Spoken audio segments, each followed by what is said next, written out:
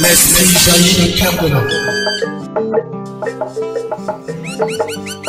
La sagesse apparaît.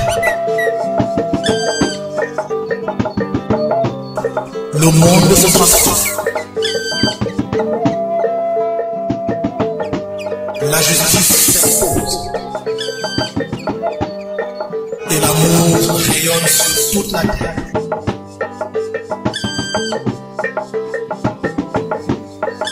Écoutez sagesse.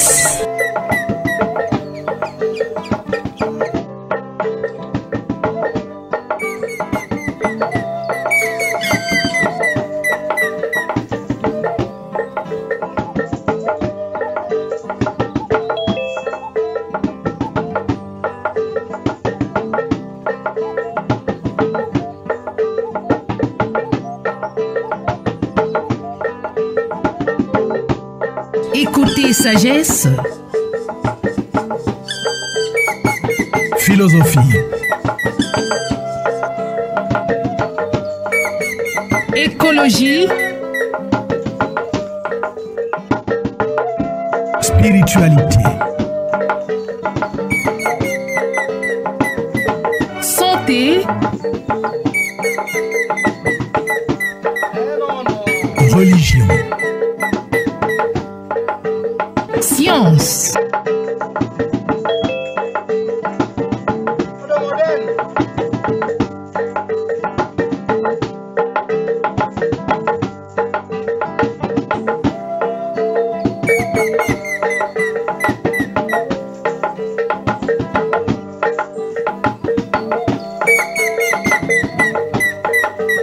Écoutez sagesse. Vous ne serez plus jamais le même.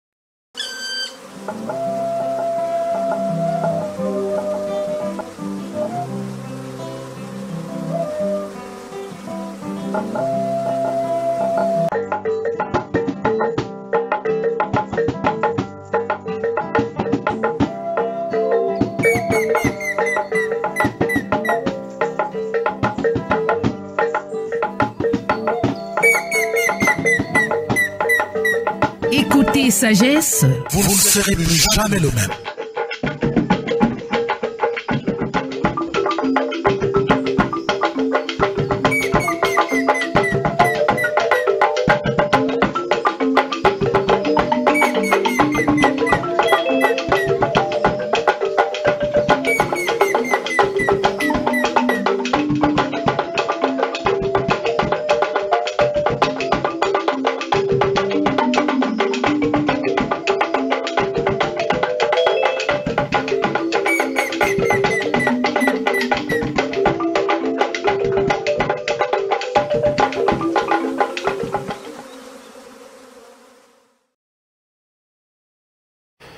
Bien, bonsoir à tous. Merci d'être encore là. Nous émettons à partir de Yaoundé, la capitale politique du Cameroun. Et tous nos abonnés, bien sûr, vont encore une fois participer à la réflexion concernant la politique et la spiritualité. Vous savez bien que rien ne se construit, rien ne peut se réaliser sur la terre sans gestion, sans organisation, sans discipline, sans hiérarchie. Alors, nous allons d'abord essayer de définir ce que c'est que la politique. Alors, la politique, c'est l'art de gérer son être, l'art de gérer ses relations, l'art de gérer sa famille, l'art de gérer sa patrie, l'art de gérer son espace de vie, bref, l'art de gérer toute entité qui se crée, soit de manière naturelle, soit de par la volonté humaine. C'est ça la politique.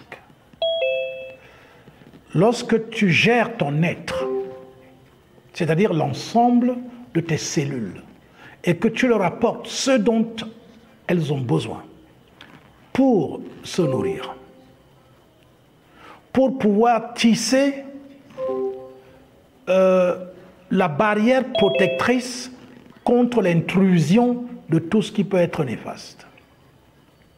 Donc, un vêtement.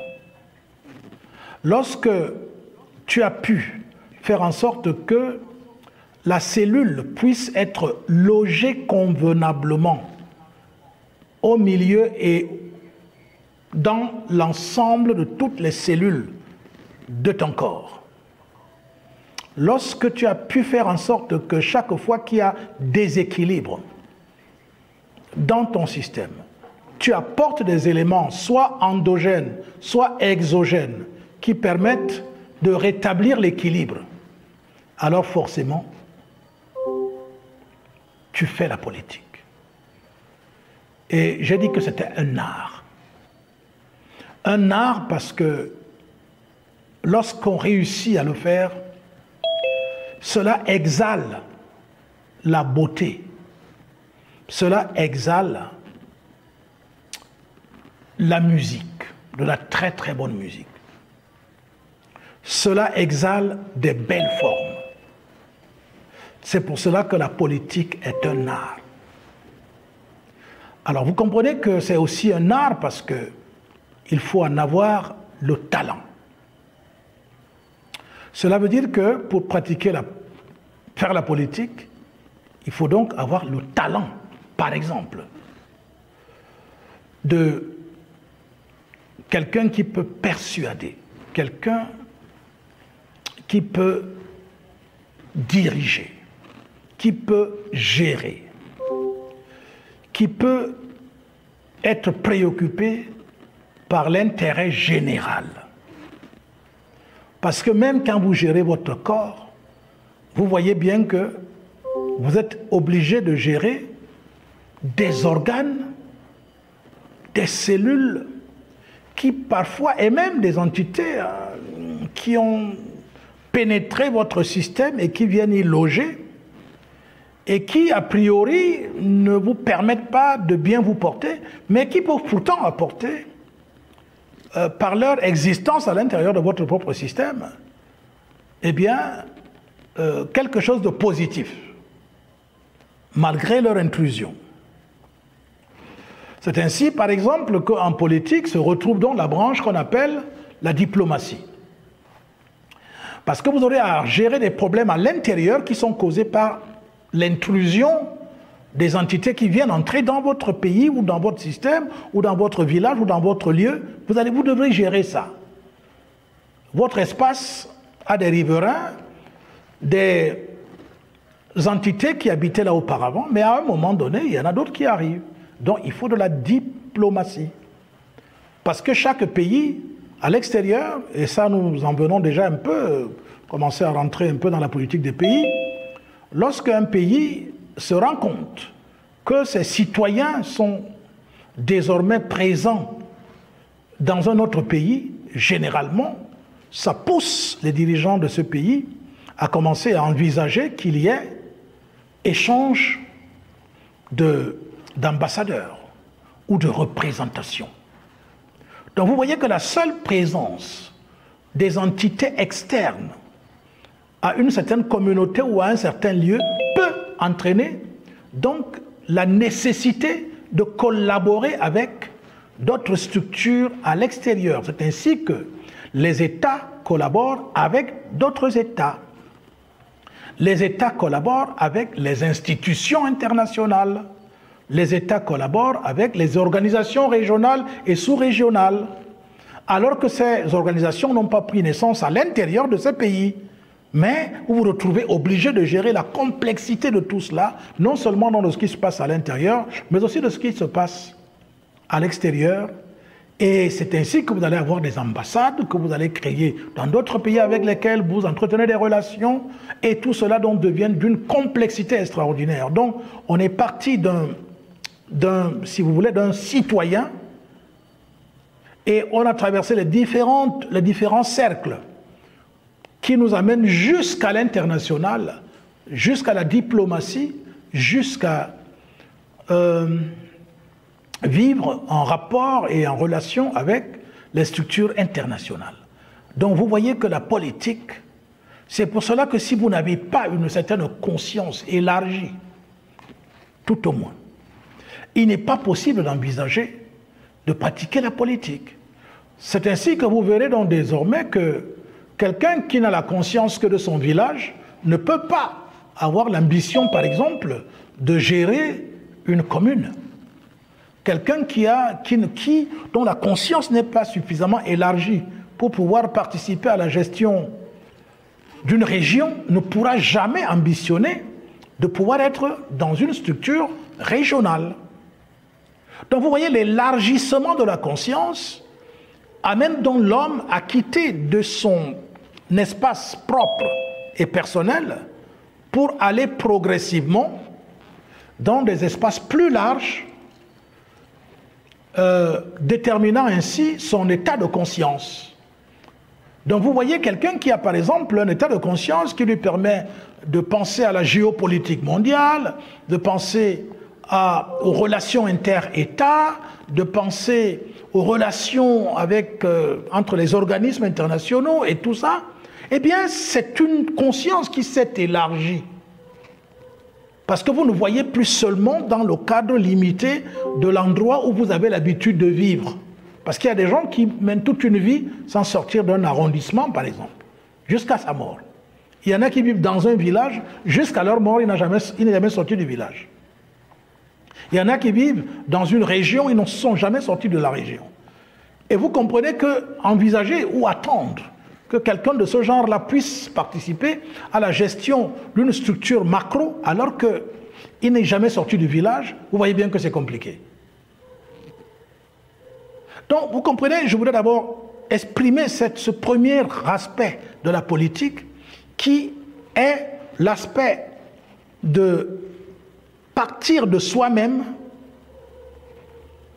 élargir sa conscience jusqu'à atteindre des dimensions beaucoup plus grandes. C'est pour cela qu'il y en a qui vont jusqu'à non, je ne m'arrête pas seulement à la gestion de notre pays ou de mon pays, mais j'envisage de pouvoir participer à la gestion du continent. Et il y en a un autre qui va vous dire, non, moi j'envisage de participer à la gestion du monde. Et tout cela vient d'où? C'est de l'élargissement de la conscience. Vous voyez donc que le même individu qui part donc d'une singularité peut arriver à partir de sa culture, à partir de son mode de vie, à partir de ses ambitions et tout, il peut arriver à devenir un être universel. Et il y en a d'autres qui partent au-delà de ça et qui estiment que non, ce n'est même pas suffisant de participer à la gestion du monde ou de la Terre, mais de participer à la gestion de l'univers. C'est en cela que vous allez donc retrouver ce qu'on appelle des universels, dont des spiritualistes, qui eux, ayant accepté de changer totalement, de se laisser transformer par l'esprit, deviennent en réalité des êtres universels et qui sont conscients du fait qu'ils peuvent donc participer à la gestion de l'univers. Et ceux-là donc vont se consacrer à étudier les lois qui gouvernent l'univers, les lois de la création. Ils vont chercher à comprendre comment on appelle ça là, l'épigenèse, la cosmogenèse, hein, et de telle sorte que par les transformations qui se déroulent à travers une initiation authentique, ils arrivent à faire en sorte qu'ils ne soient plus préoccupés uniquement par le manger et le boire des êtres purement matériels, mais ils gèrent déjà les problèmes de l'homme dans son ensemble, parce que l'homme est un être double, il est en même temps mortel et immortel, il a une partie charnelle, éphémère, qui vit de manière éphémère, et une autre qui est immortelle. Et donc, il se met donc à gérer, y compris, même la partie spirituelle de l'homme. Or, qu'est-ce qu'on observe? On observe en général que les hommes ont tous les problèmes du monde, à pouvoir même imaginer que l'homme a un aspect spirituel qui a aussi des besoins. Vous n'avez qu'à regarder un peu l'éducation qui a été qui s'est développée partout dans le monde. Cette éducation ne tient pas compte de l'aspect spirituel de l'individu. D'ailleurs, vous entendez à chaque fois les États dire, par exemple, oui, on est un État laïque. Tu vois, entendu que non, nous, bon, vraiment, Dieu, chacun fait, il cherche Dieu comme il veut et tout et tout. Et le fait de se débiner de cette manière-là a donc entraîné une compétition des communautés religieuses venues d'ailleurs, qui viennent de partout, pour faire leur propagande et vendre leurs marchandises, de telle sorte que l'État, qui lui-même devient donc un État purement athée, se met donc à diriger, y compris des personnes qui sont spiritualistes. Cet état de choses est totalement inadmissible, parce que c'est ça qui a entraîné l'humanité là où elle est actuellement. Parce que les spiritualistes, entre guillemets, ont dit la politique, c'est les mains sales. Moi, je ne suis pas dedans. Et pourtant, c'est des hommes qui ne sont non pas spiritualistes, qui vont décider de combien tu dois payer les impôts, de comment les maisons doivent être construites, le plan d'urbanisation, hein, comment est-ce que les maisons doivent être. C'est interdit de mettre des blocs de terre, il faut que tout le monde soit avec des parpaings. Donc que tu veuilles être dans les parpaings, dans les blocs de terre, les politiciens vont te dire non, hein, tu dois respecter les normes. Donc vous voyez que finalement, on va donc laisser la direction des choses publiques, donc de la res publica, à ceux qui n'ont pas la capacité de gérer l'entièreté de l'homme, et donc qui ne connaissent pas les besoins réels de l'homme. Et ils s'en tiennent aux besoins purement matériels. Et comment vous pouvez être étonné qu'on se retrouve donc avec ce monde tel qu'il fonctionne actuellement? Puisque finalement, ce sont ceux qui ne pratiquent pas la spiritualité qui ont pris les rênes du pouvoir, parce que le pouvoir a été abandonné par ceux qui pratiquent la spiritualité. Et alors, la fausse spiritualité a pris la place. Et vous la voyez très bien à travers les églises, hein, à travers toutes les organisations qui pullulent partout en Afrique. Et puis voilà, ils ont pris la place et puis ils collaborent très bien en fonction de leurs intérêts matériels, bien sûr, parce qu'en général, ce sont des organisations dites religieuses, mais qui sont purement matérialistes, colorées tout simplement avec le nom de Dieu et tout. Bon. Et donc, on se retrouve dans la situation où il n'y a plus personne de pur, il n'y a plus personne engagé dans la transformation réelle de l'être qui se met donc à gérer les autres, à gérer la cité. Et nous nous étonnons que nous nous retrouvons dans ce monde totalement matérialiste, mercantile et totalement ancré dans la matière, parce que ce monde ne sait plus que l'homme a en lui des besoins spirituels, parce qu'il y a un être spirituel en lui qui a besoin aussi de vivre, qui a besoin aussi de manger, de s'habiller, de se soigner, les mêmes besoins. Il veut boire l'eau. Il lui faut une demeure. Il a les mêmes besoins que l'homme ordinaire matériel. Mais maintenant, comme donc ce n'est plus les spiritualistes qui dirigent, ils ne s'occuperont pas d'apporter les besoins-là. Et d'abord, ils ne savent même pas qu'il existe. Ils n'osent même pas enseigner ça dans les écoles. Dès le bas âge, aucun enfant ne sait qu'en lui, il y a une autre entité qui est là. On n'enseigne pas ça. Et imaginez-vous donc quelqu'un qui va faire 18 ans d'école sans savoir qu'il y a un homme, hein, dont on dit par exemple dans la Bible, l'homme dont le nom est germe. C'est écrit comme ça. L'homme dont le nom est germe. C'est son nom. C'est un germe. Et ce germe d'éternité, donc qui est cet homme, a besoin lui aussi de gérer. Et il faut donc des politiciens d'une autre espèce pour être capable de gérer en même temps les besoins matériels de l'homme personae que nous connaissons là, qui est en réalité un masque, qui cache le vrai homme, et aussi donc l'homme intérieur. Voilà, c'est de ce genre d'homme politique dont l'Afrique a besoin aujourd'hui. Parce qu'elle est dans son processus, sa période de renaissance. Partout où vous avez entendu, même en Europe et tout, quand vous avez entendu renaissance là, souvent c'est parce que c'est à ce moment-là que adviennent les spiritualistes qui se mettent donc à penser comment le pays va être géré, d'où l'avènement des lois que l'Afrique n'a fait que copier pour mettre en place la législation dans les différents micro-États africains. C'est eux qui vont penser tout ça. C'est les spiritualistes qui vont penser comment est-ce que les gens doivent vivre ensemble, qui est l'intérêt général, et tout cela. Comment c'est à eux qui vont penser comment est-ce que les hommes doivent avoir le minimum leur permettant de vivre.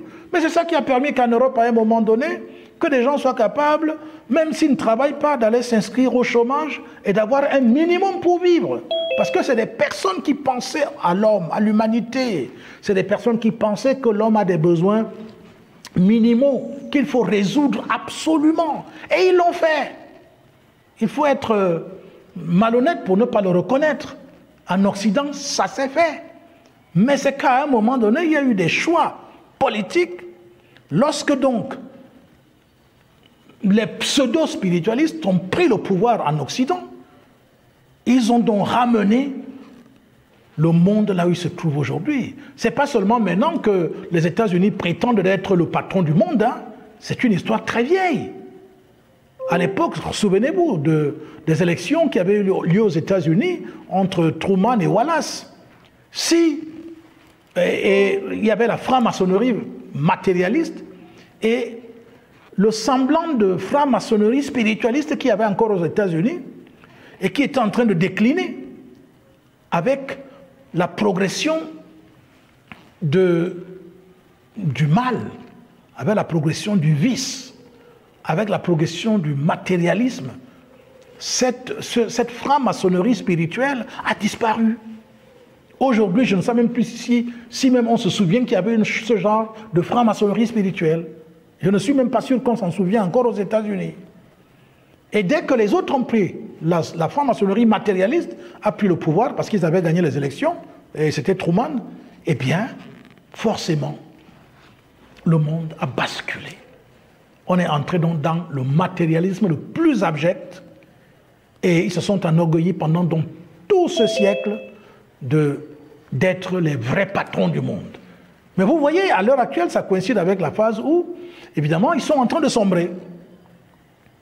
Qui pouvait imaginer que Biden ou les États-Unis, après avoir fait le gros dos ces derniers temps, en menaçant tout le monde, oui, on va faire ceci, oui, la bombe atomique a fait cela, qui pouvait imaginer que maintenant, comme ce que j'ai lu aujourd'hui, que Biden commence à dire non, vraiment la Chine, non, il faut qu'on soit ensemble. Qui pouvait imaginer ça? Les États-Unis, dans leur orgueil démesuré, ne pouvaient jamais tenir un discours pareil.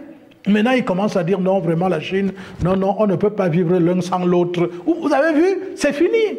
Hein, le Goliath est renversé, là, c'est terminé.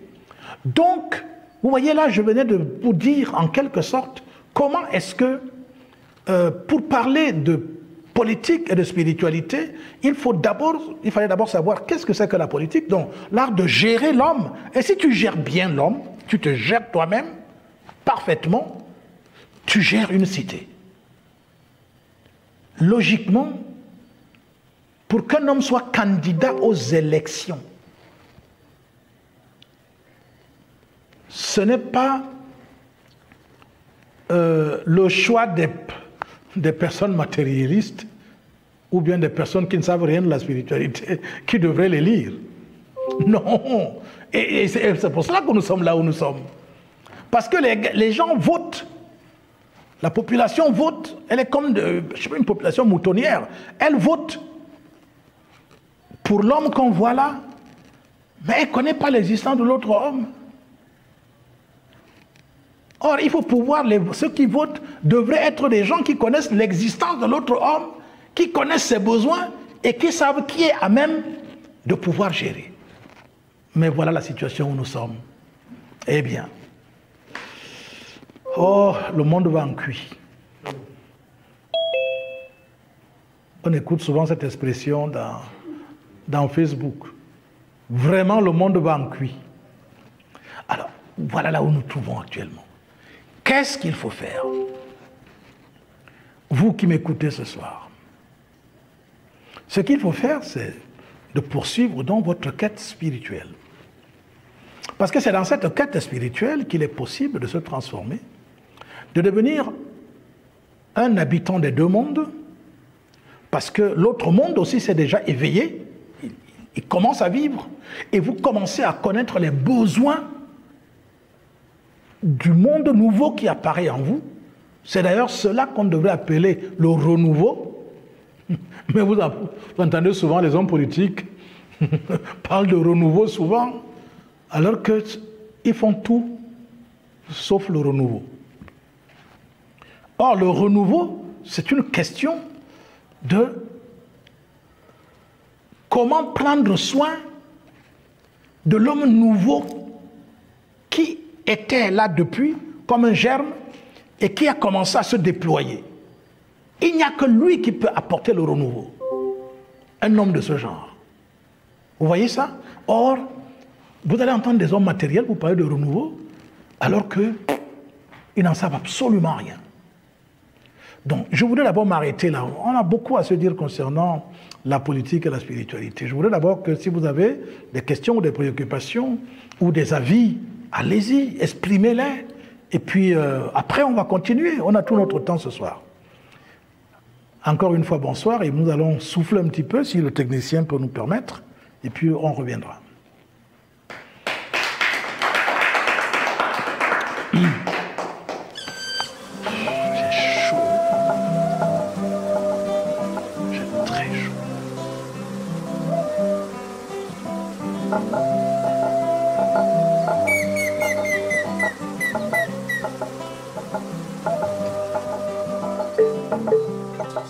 L'esprit jaillit du Cameroun.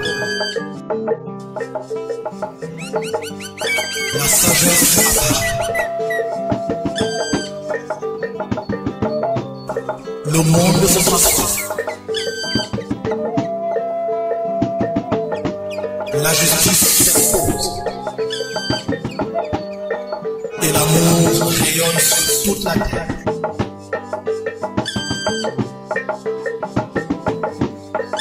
Écoutez sagesse.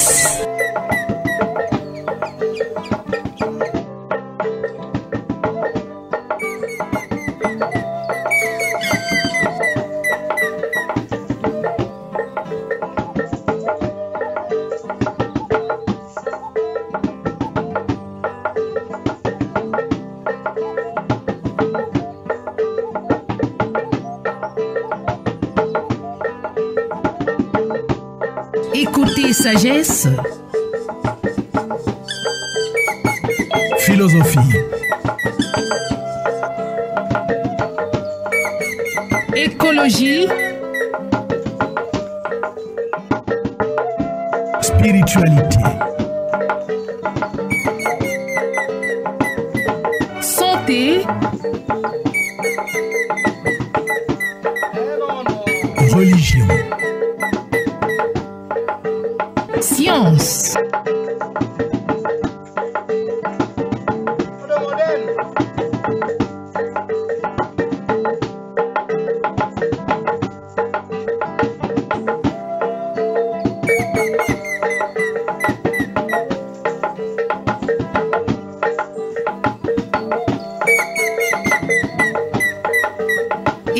et sagesse. Vous ne serez plus jamais le même.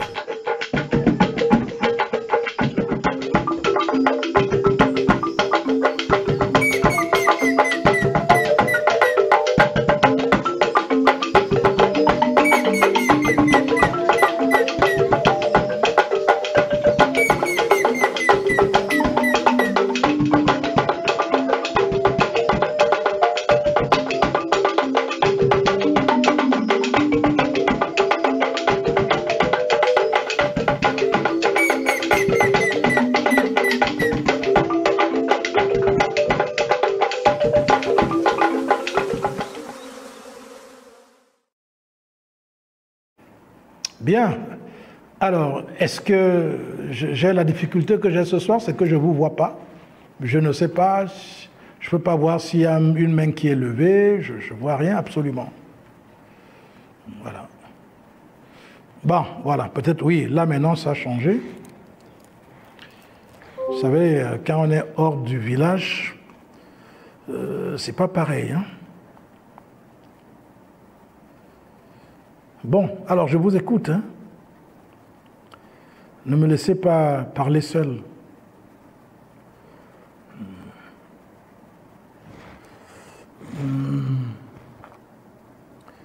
Je regarde là pour voir s'il y a... Il n'y a aucune main qui est levée. Bon, comme vous n'avez pas de questions maintenant, moi je vous pose des questions.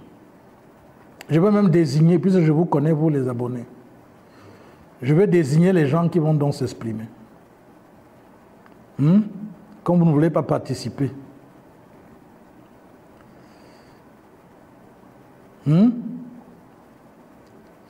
Aucune main n'est levée. Je regarde.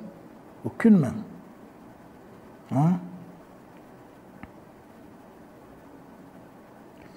C'est une émission, hein, ce n'est pas un cours. Hein? C'est l'émission Sagesse, non? L'émission, elle est interactive.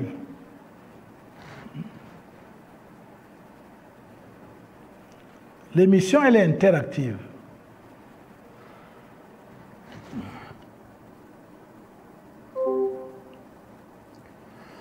Je regarde toujours aucune main.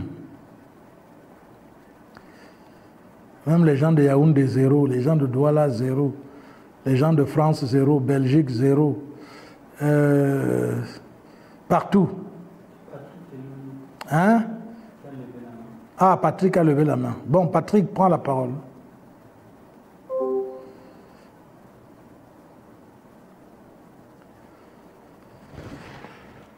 Bonsoir, chers amis. Patrick, nous vous écoutons. J'espère que vous m'écoutez très bien. On n'entend pas. On n'entend pas. Vous avez ouvert votre micro, je vois bien que vous avez ouvert le micro, mais le son ne passe pas.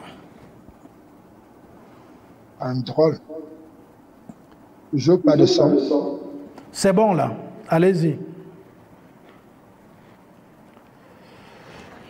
Peut-être que première remarque, c'est que la politique fait peur.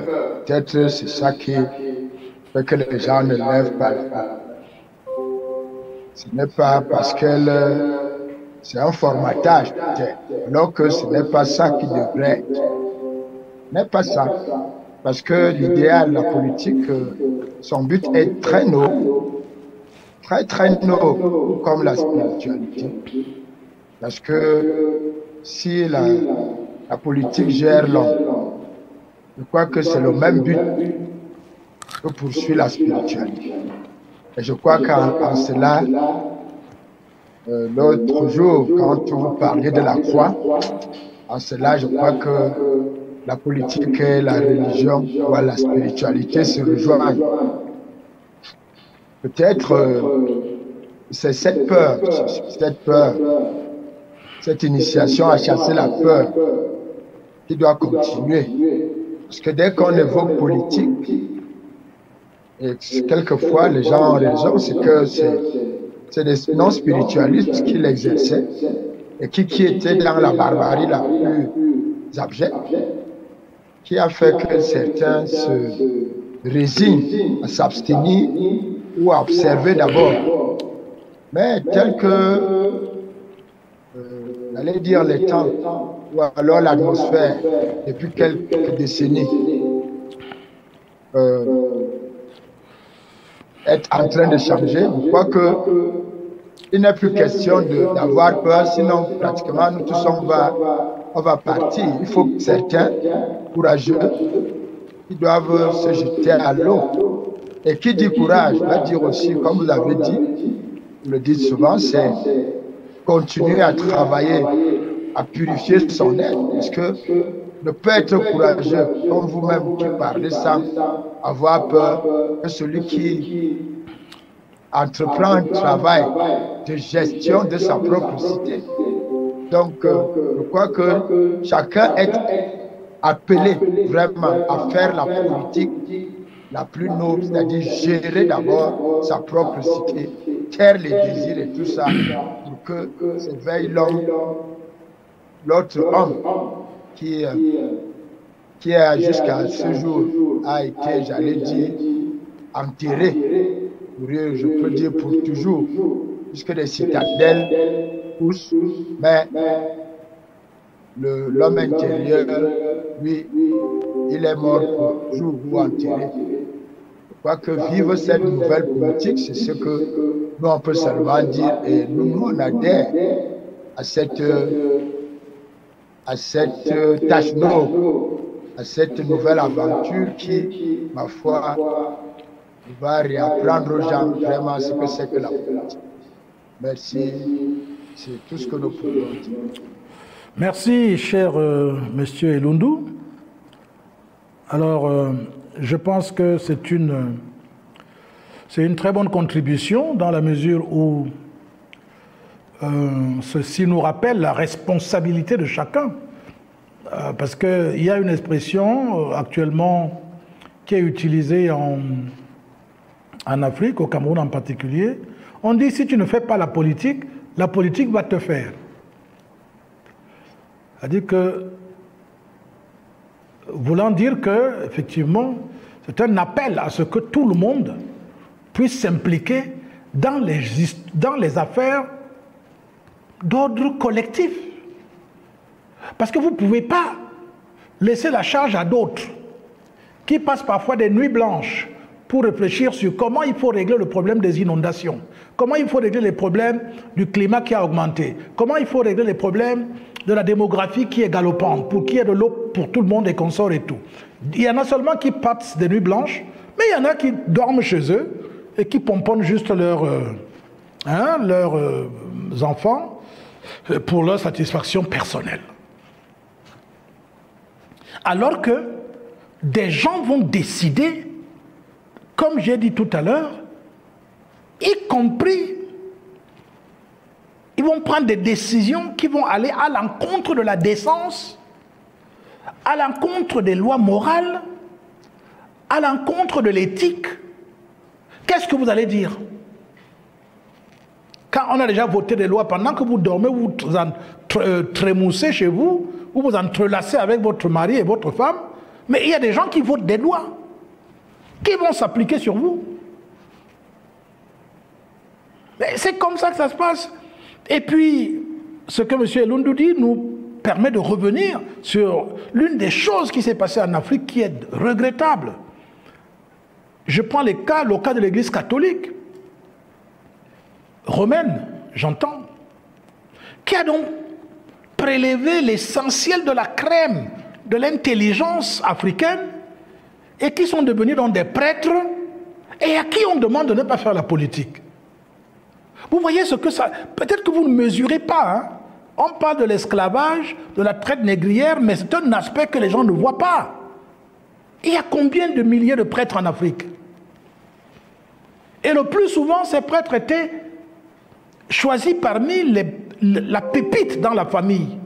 Quand le père voyait que celui-là, il est intelligent, il est ceci, il est sérieux, il dit non, celui-là, il va devenir prêtre. Mais c'est comme ça qu'on a fabriqué donc, élevé les citoyens du Vatican. Réfléchissez bien à ce que je suis en train de dire. C'est-à-dire qu'on vous prend les enfants dans les familles africaines. ces enfants deviennent des prêtres de l'Église catholique. Et ils sont des citoyens du Vatican, parce qu'un prêtre de l'Église catholique n'est plus un citoyen de son pays. Il est citoyen du Vatican, un État. Est-ce que c'est clair? Le pape fait la politique, oui ou non? Le prêtre fait aussi la politique, parce qu'il vote. Il vote. On vote même jusqu'au pape. Il y a les votes qui ont lieu. Donc ça veut dire que même le prêtre fait la politique, mais il ne fait pas la politique pour son pays. Chez lui, il ne doit rien dire. Il ne parle pas. Il n'entre pas dans un mouvement politique. Ils font la sourde oreille, ils attendent juste que le gouvernement leur donne des subventions pour vivre. Pour rouler dans les belles voitures. C'est tout. Vous avez vu ça? Vous cherchez par où notre argent, l'argent de l'Afrique part. Voilà une des sources. Voilà une des pistes qu'empruntent des moyens énormes de l'Afrique qui partent hors de l'Afrique. Donc, regardez seulement le fait qu'on ait dit aux Africains, la politique, c'est les mains sales. Et donc, pour donner l'impression qu'on est un bon, que vraiment on est un bon chrétien, on est un bon ceci, on ne fait pas la politique. Et alors, et voilà donc le paradoxe. Et maintenant, dans l'homme politique, il va à la messe. Et c'est le prêtre qui le bénit. Lui qui ne fait pas la politique. Il le bénit pour qu'il passe les élections. Il lui fait la messe pour qu'il passe les élections. Toi, tu es prêtre. Tu fais la messe pour que celui-ci tape l'autre. Tu es prêtre de qui? De Belzébuth ou bien de Dieu? Donc vous voyez, c'est ça qui a finalement fait en sorte qu'on se retrouve dans une situation où, eh bien, les hommes, dont sont que l'Afrique n'a fait que se dépouiller au fur et à mesure. On a oublié complètement que l'Afrique était gérée, c'était des royaumes. Que le roi était en même temps l'intermédiaire entre les hommes et Dieu. Le roi. Cela, vous le revoyez encore aujourd'hui, jusqu'à aujourd'hui, dans nos traditions africaines. Où le chef, le roi, est vraiment l'intermédiaire. C'est-à-dire que si le roi est, est capable de générer la prospérité, le peuple devient prospère. S'il n'est pas capable de générer la prospérité, le peuple ne peut pas être prospère. Donc il est intermédiaire entre le ciel et la terre. Donc vous voyez que ce simple fait, et nous voyons ça aujourd'hui encore, c'est vrai, les gens me diront, non, vraiment, quand je vois comment on fait la politique, vraiment ça ne m'encourage pas. Toi-même tu es bon. C'est-à-dire que toi-même là qui dis que les gens qui font la politique là, ils ne sont pas bien, ils font mal. Toi-même tu es où? Toi donc qui peut faire bien, tu fais quoi à la maison? Pourquoi tu ne pars pas t'occuper de ça? Il y en a qui sont là, ils attendent que quand Assimi Goïta va finir avec l'unification, va chasser tous les rebelles et tout ça là, et après ils viennent aussi, ils commencent à dire que non, le Mali c'est pour nous tous. Mais quand il faut se battre pour la souveraineté du Mali et tout, non, il dit qu'il ne fait pas la politique. Vous voyez, c'est incroyable. La politique, c'est aussi permettre de défendre sa patrie, son espace de vie, de protéger son espace de vie. Pourquoi on ne le fait pas? Pourquoi tu ne le ferais pas? Comment tu vas dire que tu laisses ça aux autres? Je voudrais vous dire que pendant de très longues années, ce dont je vous parle là, ça a été, en ce qui me concerne, une longue... J'ai mené une longue réflexion. Ça a été un sujet de réflexion permanente. Mais comment est-ce que, si maintenant je dis, ok, moi je ne me consacre qu'à l'école traditionnelle africaine des mystères, je ne fais que ça et tout, mais chaque jour qui passe, en Afrique, la situation ne fait que s'empirer. Les Occidentaux, quand ils ont pu s'élever jusqu'à des niveaux de spiritualité importants, c'est parce que ils étaient dans la période de la Renaissance, souvent, là où des gens venaient, des très grands musiciens, des talents extraordinaires, comme les Handel, les Beethoven, les Mozart et consorts. C'est tous ces gars, les Dostoïevski, voilà les gars qui ont fait des musiques qu'on joue dans les temples maçonniques, qu'on joue dans les temples rosicruciens et consorts et tout. Et c'était leur rôle. Vous voyez ça? Ils avaient des talents et ils ont mis ça au service de ces ordres, et y compris de l'humanité. Parce qu'aujourd'hui, même nous-mêmes, quand on écoute ces musiques, aujourd'hui, on est content. Quand tu écoutes le grand Alléluia, ça te fait, tu sens qu'il y a quelque chose. Mais alors, mais pendant ce temps, nous, on est là en train de dire que, bon voilà, la politique, c'est je sais pas quoi et tout. Et d'abord, on va donc aller là, quand on doit chanter, on chante, on tape les fesses, on tourne les fesses, et après ça, c'est fini. On boit l'alcool, et puis c'est fini. Et puis vous allez entendre, non, les artistes, non, ils ne doivent pas être machin et tout. Non, pourquoi? Pourquoi l'artiste ne doit pas être engagé? Pourquoi il ne doit pas chanter et souhaiter que la cité se porte convenablement? Pourquoi? Des gens à des niveaux, je ne sais pas quel est le grand musicien qui à l'époque avait été menacé parce que le roi lui avait demandé de chanter pour son honneur. C'était Handel. C'était Handel. Alors, Handel a dit jamais, je ne peux chanter que pour Dieu. Rien à faire. Je ne chante pas pour la gloire de l'homme. Parce que Handel savait quel est le niveau. Il savait que ce n'est pas une divinité, que ce n'est pas quelqu'un de spirituel. Il ne pouvait pas chanter pour lui. Parce que quelqu'un qui est spiritualiste ne demande pas qu'on chante sa gloire ou pour sa gloire. Non, au contraire. Il est un serviteur qui sait qu'il se sacrifie pour que les autres soient heureux. Et donc ce n'est pas lui qui va vouloir qu'on chante sa gloire. C'est la gloire du moi, de l'ego et tout, qui généralement est renforcée dans les organisations ésotérico-mystiques et tout, qui n'ont pour but que de glorifier le moi et tout, avec tout ce que cela comporte. Et tout cela, donc, il n'y a pas de morale, parce qu'on vole, on triche, on détourne et qu'on sort. Voilà. Bien, c'était un peu pour ajouter de l'eau au moulin de M. Elundu. Alors, est-ce que quelqu'un d'autre veut réagir?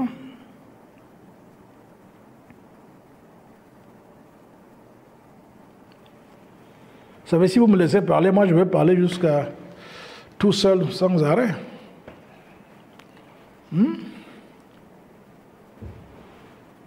Échangeons, non?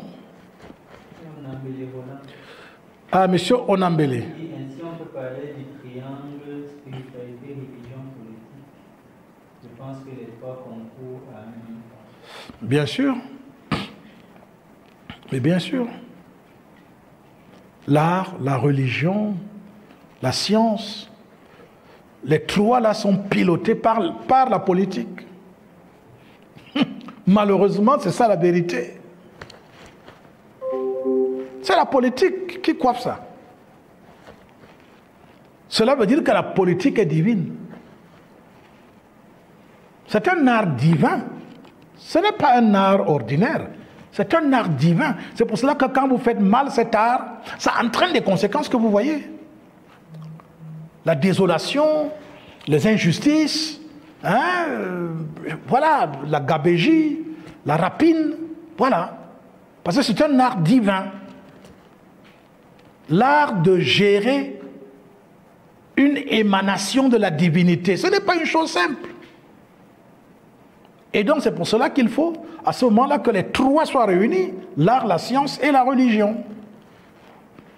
Mais voilà encore une des conséquences de la situation actuelle, c'est qu'on a mis la religion d'un côté, la science d'un côté, et puis l'art d'un côté. Voilà. Chacun a pris sa route. Alors que tout cela se réalise, devrait être uni pour atteindre la plénitude du bonheur qui doit commencer ici sur le plan matériel. Le bonheur commence ici. Si tu n'es pas heureux ici, tu vas être heureux dans quel ciel? Le ciel ne reçoit pas les malheureux. Pourquoi les gens ne comprennent même pas cette affaire-là une fois pour toutes? Tu ne peux pas entrer au ciel si tu es malheureux. Parce qu'un malheureux, il est envieux. Il convoite, il n'a pas. Il est envieux, il jalouse. Ce n'est pas de sa faute, c'est comme ça.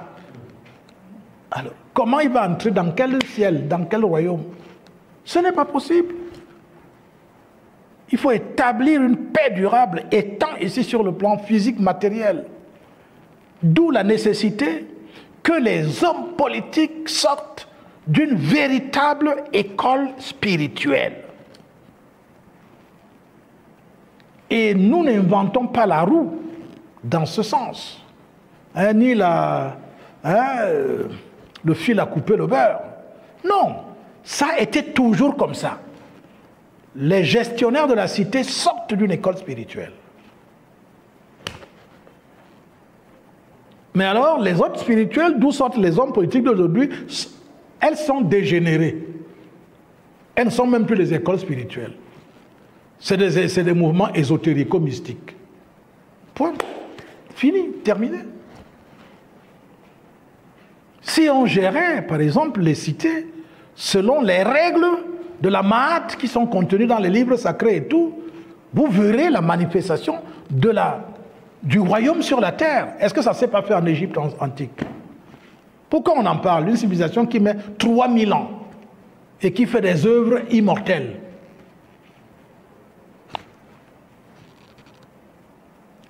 C'est parce que là, il y avait et des dieux et des gens que les dieux ont transformés.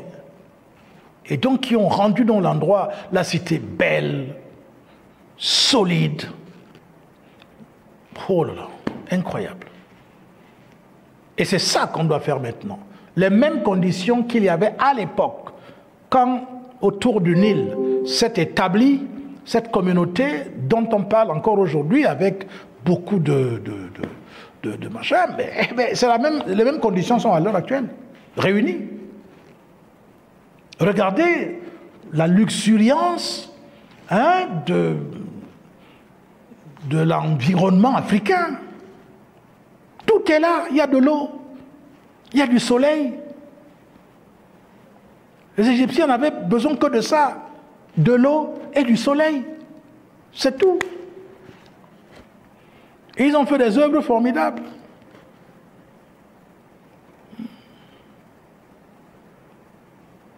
Au point où les gars sont allés chercher des formules. Oh, les Égyptiens ont transporté des blocs de pierre qui sont partis de je ne sais où pour venir construire tel temple.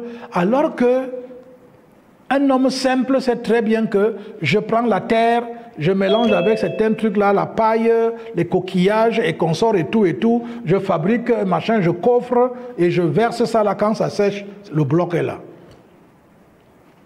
Mais les gars vous perdent dans les histoires pour vous montrer qu'ils étaient tellement, qu'ils utilisaient peut-être même des grues.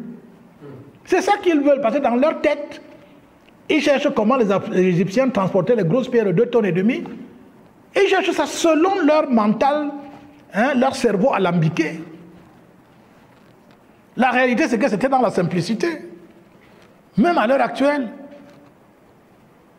je peux faire un bloc de 2500 tonnes maintenant. Est-ce que c'est pas vrai? Comment les gens font comme si c'est pas possible? Allez, nous voici dans une pièce. Mais je remplis la terre avec les coquillages, les machins et tout, la paille écrasée et tout, ça là malaxé et tout, avec de l'eau et tout. Ça reste là. Dès que c'est déjà sec, c'est un bloc. Vous n'avez pas vu des blocs ici à l'ouest africain, en Afrique de l'Ouest. Vous ne voyez pas des maisons construites avec rien que la terre, la paille, l'eau et tout.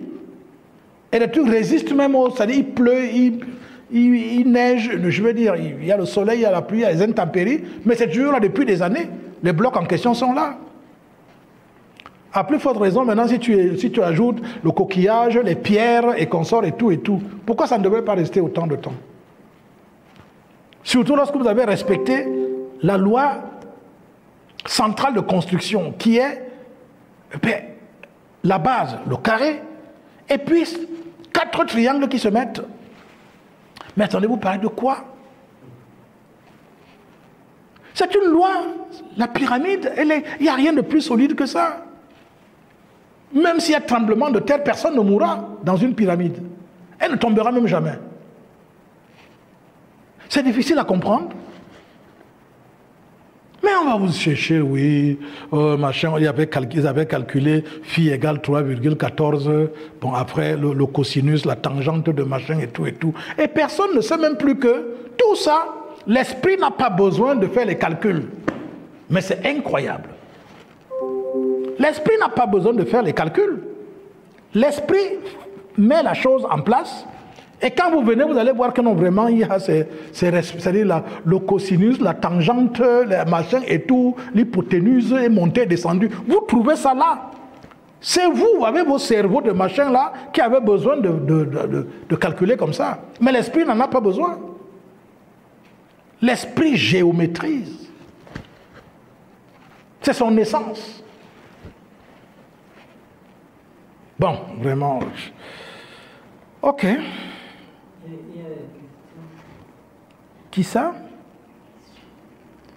C'est écrit? Il y a Kojo qui demande, sommes-nous prêts à porter le karma de l'Afrique? Oui, on est prêt. Moi, je suis prêt. Et vous? Moi, je suis prêt. Je suis prêt. Je crois que j'ai répondu non. La suite.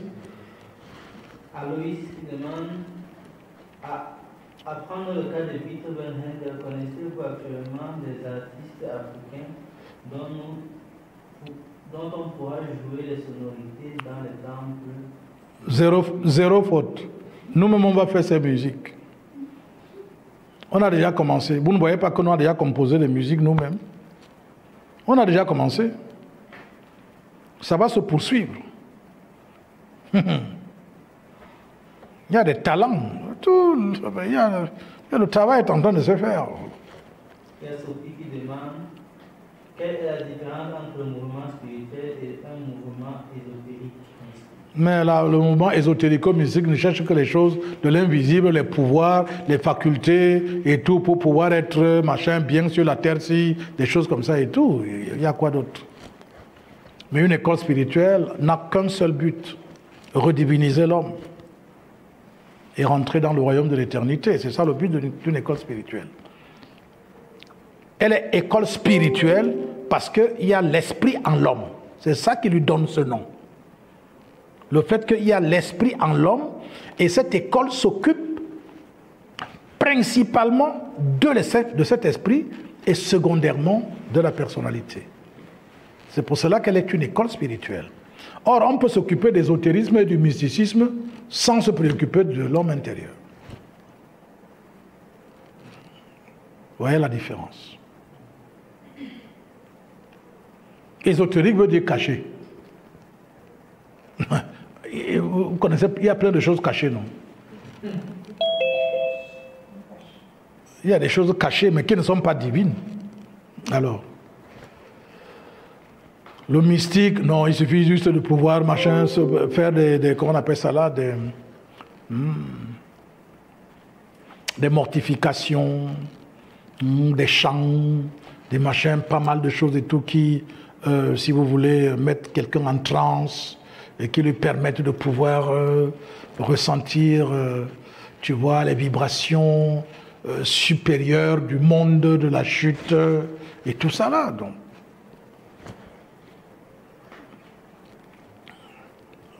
Alors que la spiritualité, elle est tout ça. Elle est ésotérique, mystique, philosophique, scientifique, tout ça à la fois. C'est ça la spiritualité. Est-ce qu'il y a une autre préoccupation? Je sens que personne ne veut parler.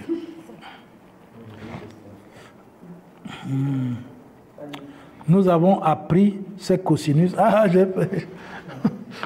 vu quelque chose. Voilà, nous avons appris, puisque le pouvoir est entre les mains des non-spiritualistes. Ça reste pas longtemps. Ça apparaît quand même dans le truc ici, mais ça reste pas longtemps pour que je puisse lire entièrement. Bon, je ne sais pas. Qui est revenu, qui dit nous avons appris les cosinus, tangentes et hyperboles, suite géométrique.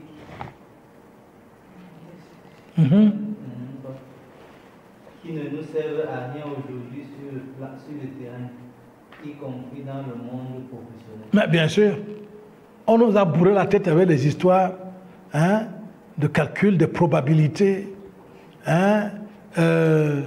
Il y avait encore une autre histoire là, qu'on appelait encore ça la récurrence. La résolution des équations à multiples inconnus et tout ça. Alors que tout ça là, tout ce que vous entendez là, ce sont des principes et lois spirituelles qui sont tout simplement perceptibles sur le plan symbolique. C'est tout. C'est pour ça que tu vas donc te retrouver avec la géométrie, la mathématique ou l'arithmétique et tout cela. Mais l'esprit, c'est lui qui fait émaner tout ça. C'est l'esprit qui chante, c'est l'esprit qui fait venir j'ai failli dire les mélopées. C'est l'esprit qui fait venir des choses belles, des choses ordonnées. C'est l'esprit qui fait venir ça. Donc, si on avait enseigné dès le bas âge aux enfants à adopter un mode de vie qui leur permet de faire en sorte que l'homme intérieur se déploie. Mais ce n'est pas possible. Qu'est-ce que ce monde ne serait pas? Vous imaginez des gens comme ça? Et c'est ce genre de groupe-là qu'on est en train de construire là, à l'heure actuelle. Ça, je peux vous garantir, les choses évoluent. Ben oui. Il y a Dominique qui demande, puisque le pouvoir est entre les mains des non-spiritualistes, comment faire pour renverser cette... Est-ce qu'ils t'entendent quand tu lis? Ils entendent quand même? Ah bon, d'accord. Alors, il dit... Puisque le pouvoir est entre les mains des non-spiritualistes, comment faire pour renverser cette tendance, cette chose? C'est ce que nous sommes en train de faire. Cet état des choses. C'est ce que nous sommes en train de faire. On apporte quoi là maintenant là? Ce qu'on est en train de faire, c'est quoi? Par exemple, ce qu'on explique ce soir. C'est ça. Ça est clair pour que les gens comprennent ce que c'est que la politique. Ce n'est pas évident, ce que nous avons dit là ce soir. Ce n'est pas évident. Vous n'avez qu'à aller voir la Sciences Po et tout ça. Est-ce qu'on enseigne ce que nous avons dit ce soir? Donc, à partir de ce que nous transmettons comme enseignement, à partir de l'atmosphère que nous créons ensemble, dans lequel va baigner donc certains hommes qui sont préoccupés par les questions de la régénération de l'homme et tout ça, de la réformation de l'humanité, ces gens-là se retrouvent avec nous et ensemble maintenant, nous travaillons, nous réfléchissons comme c'est le cas ce soir. Pendant ce temps, qu'est-ce que les autres font là dehors? D'autres se battent pour boire, chercher l'alcool, les femmes et tout. D'autres sont là pour conserver le pouvoir qu'ils ont pris. D'autres se battent pour prendre le même pouvoir et pour aller faire la même chose. Ainsi de suite. Il n'y a rien. Et nous, on vient, on apporte autre chose. C'est un autre courant. Vous allez voir, je ne fais que vous dire ces jours-ci, vous allez voir comment on fait la politique donc sur le plan concret. Ce n'est pas une chose, on ne parle pas en l'air. Jusqu'à maintenant, nous avons fait l'apprentissage nécessaire pour avoir toute l'assurance, pour comprendre très bien l'état d'esprit dans lequel se trouvent tous ceux qui sont en politique, tous ceux qui n'y sont pas et tout. Aujourd'hui, donc, nous allons maintenant pour prendre le pouvoir politique, le pouvoir de décision. C'est ce que nous allons faire maintenant. On se prépare depuis au moins 38 ans, 40 ans. Il y en a qui se lève un matin, là, il rêve qu'il est devenu président. Il ne veut aussi pas faire la politique. Parce qu'il a vu un président, il a vu que quand il passe là, même sa femme se couche pour applaudir. Il dit que lui aussi, mais pourquoi l'homme là, il a une tête, moi j'ai aussi la tête. Donc je dois aussi devenir chef d'État. Et ça se passe comme ça. Il y en a là qui veulent devenir chef d'État parce que là, sa femme applaudit un chef d'État. Il dit que donc ça veut dire que là où je suis là, la femme si... Elle peut même me laisser pas chez le monsieur là. Oui. Et le gars, lui aussi veut devenir président. Tu as les couilles. Tu sais de quoi il s'agit. Tu peux faire quoi? Tu n'arrives même pas à gérer ton être. Les pulsions qui sont dans ton être te dépassent. Tu ne maîtrises rien. Mais tu dis que tu vas aller gérer un peuple. Ou bien tu vas aller gérer une commune. Le résultat va être quoi? Mais tu vas voler. Tu vas abuser de cette position. Ainsi de suite. C'est ce que nous voyons, non? Parce que tu n'es pas préparé. Il faut d'abord s'assurer qu'on a le calme nécessaire, la sérénité nécessaire. Hein? Qu'il n'y a rien qui vous pousse. Hein? Tu vois, comme aujourd'hui, on est sorti avec les amis pour toujours, puisqu'on est en train de légaliser le mouvement, c'est pour ça qu'on est à Yaoundé. Alors nous sommes sortis aujourd'hui avec Marguerite, Marie-Paul, Audrey et tout. Alors on était en ville et puis voilà, on a fini une réunion importante quelque part et puis on s'est séparés. Une équipe a pris la route pour venir travailler à la maison, une autre a pris la route. Et arrivé à un moment donné, je dis bon, au lieu de donner la direction pour que nous repartions prendre juste, parce qu'on avait un papier à prendre quelque part, on a pris le papier. Après, je dis au taximan, bon, on va d'abord aller ailleurs avant de rentrer à la maison. Le aller ailleurs, là dont je parle, je ne sais pas où on part, mais je sais qu'on doit aller quelque part. On va aller ailleurs avant de retrouver les autres. Très bien. Ok. Ah bon, ok, allons à tel endroit. Je dis, allons à tel endroit. On y va à cet endroit. Arrivé là-bas, quelqu'un qui m'a vu dans les réseaux sociaux depuis très longtemps pendant qu'il était aux États-Unis, qui avait même pris contact avec l'administration de notre école pour en savoir davantage, pour venir séjourner dans le village. Il me voit dans le magasin. Je dis, mais excusez-moi, il me parle en anglais américain et tout ça là. Je lui réponds avec mon petit anglais aussi que je sais bricoler.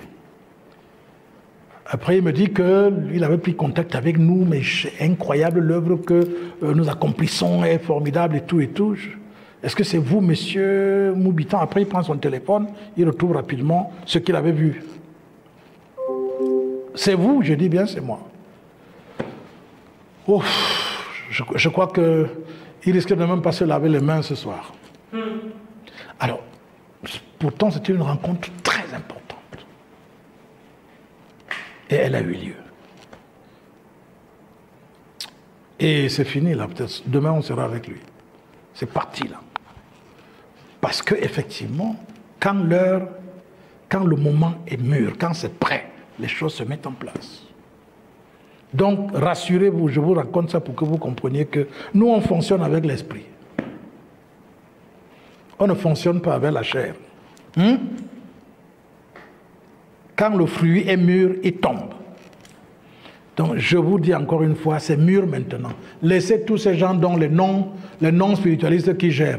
Nous allons, avec d'autres personnes, apporter autre chose en Afrique. C'est ce que nous faisons déjà depuis des années. Vous pensez que les émissions que nous avons organisées depuis au moins 18 ans aujourd'hui, avec l'avènement de Sagesse, avec par la suite le YouTube, Save Africa TV, avec Afrique Média, vous pensez qu'il n'y a pas quelque chose qui est en train de se passer, y compris dans tous les pays africains?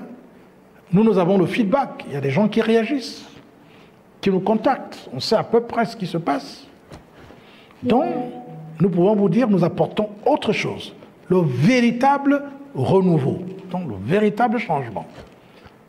Parce qu'effectivement, la petite histoire que je vous racontais tout à l'heure concernant ce monsieur que j'ai raconté, quand on arrive, là où j'ai indiqué qu'on parte, je dis à Audrey, bon, en fait, est-ce que tu as quelque chose que tu aimerais prendre ici pour qu'on parte? Parce que moi, je n'ai rien en vue là, je ne pense à rien.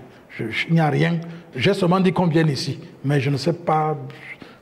Après, elle reste et dit, attends, bon, elle ne voit pas ce dont elle pense qu'on peut avoir besoin. Bon, elle va appeler Marguerite. Et c'est là où elle vous appelle, elle appelle Marguerite. Bon, on est à Carrefour, qu'est-ce qu'on peut prendre? Voilà, c'est de là que part donc maintenant l'achat. Donc ce n'est pas pour l'achat qu'on est venu. On est venu pour rencontrer le monsieur. C'est comme ça que ça se passe. Et les choses se mettent, ça s'emballe, ça avance. Voilà comment ça va se passer. Le changement dont nous parlons, le renouveau en question, ça va se passer comme ça. Si vous aussi, vous êtes des êtres avec qui on s'est rencontrés, et c'est pour cela que je pense qu'on s'est rencontrés, vous êtes abonnés dans cette émission, je pense que ce n'est pas gratuit. Mais le problème, c'est que vous ne prenez même pas conscience de votre responsabilité. Vous avez encore peur, comme disait Patrick. Vous avez peur. La peur de perdre.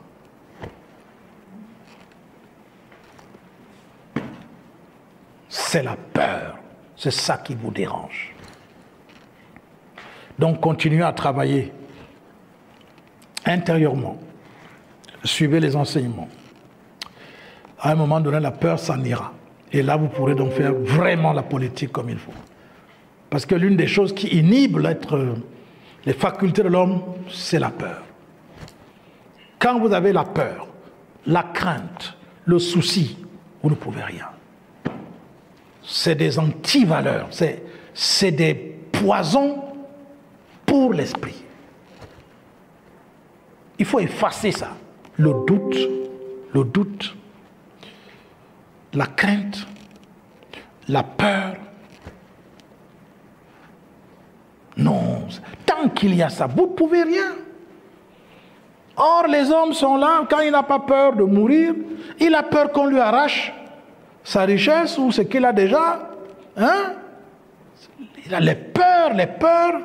Il a peur de ne pas être honoré et respecté. Il a peur de ne pas se retrouver aux premières loges. Hein? Il a peur d'être pauvre. Il a peur mais il a peur de tout. Il a peur. Comment vous pouvez vivre? Qu'est-ce que vous pouvez faire à l'humanité si vous avez peur? Si vous êtes soucieux? Si vous craignez, vous avez la crainte? Non. Et l'initiation véritable élimine tout ça. C'est ça qu'on appelle, c'est pour ça que la base du travail spirituel, c'est la foi. Avoir foi en la divinité. Et cette divinité est à l'intérieur de vous. On ne vous demande pas d'avoir foi à quelque chose qui est loin. Mais c'est incroyable quand même les humains. Ayez foi en cette divinité et faites en sorte que cette divinité se manifeste. C'est ce qui est contenu dans la prière de notre Père. Que ta volonté soit faite sur la terre comme aux cieux. Notre Père qui est aux cieux, c'est l'Esprit qui est en vous qui s'appelle notre Père qui est aux cieux. Vous croyez que c'est qui?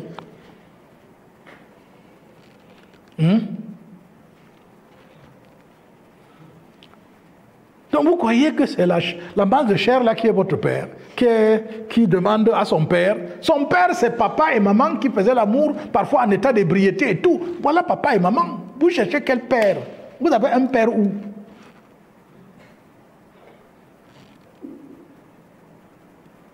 Parfois, on vous fait même en violant la maman.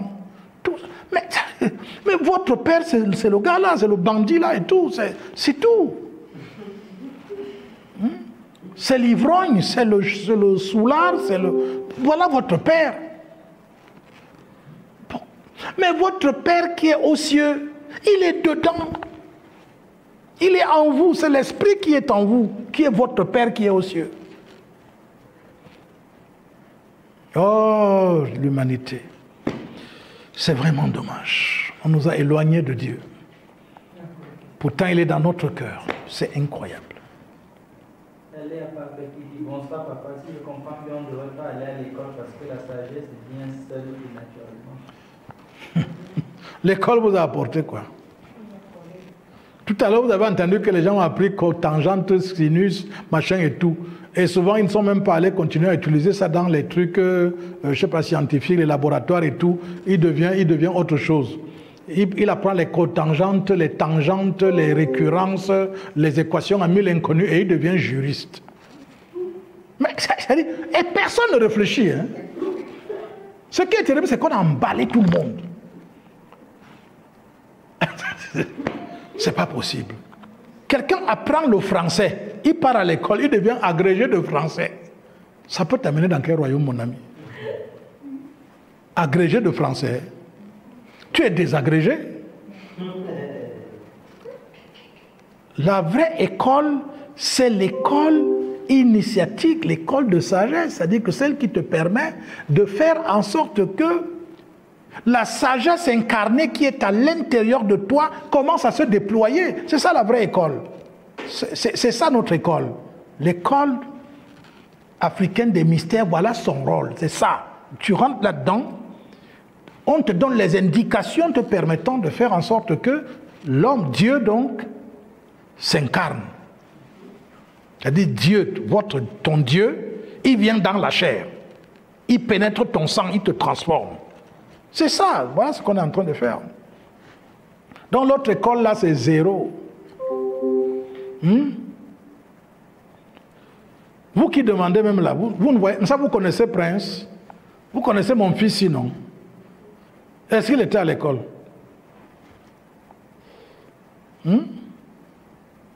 Est-ce qu'il a fait votre école que vous faites là? Pour gagner souvent 50 000 francs par mois. Oh, vraiment. Ça dit c'est terrible. Ça dit que tu fais 18 ans d'école, tu gagnes 100 000 francs par mois. Mais ça dit que ce n'est pas possible. Mais vous êtes des bons à rien, les Africains, là. 18 ans d'école,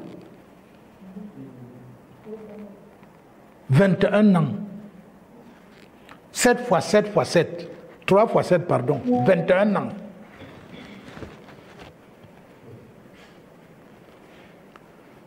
Tout ce qu'on t'a appris là ne te sert à rien.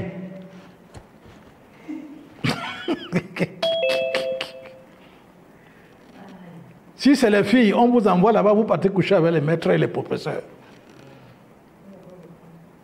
Maintenant, alors, les gars, comme ils confondent maintenant tout, même les garçons, ils ont déjà pris. Ça veut dire que c'est compliqué tout ça. Hein? Pendant 21 ans,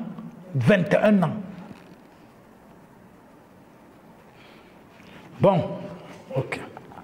Donc vraiment votre...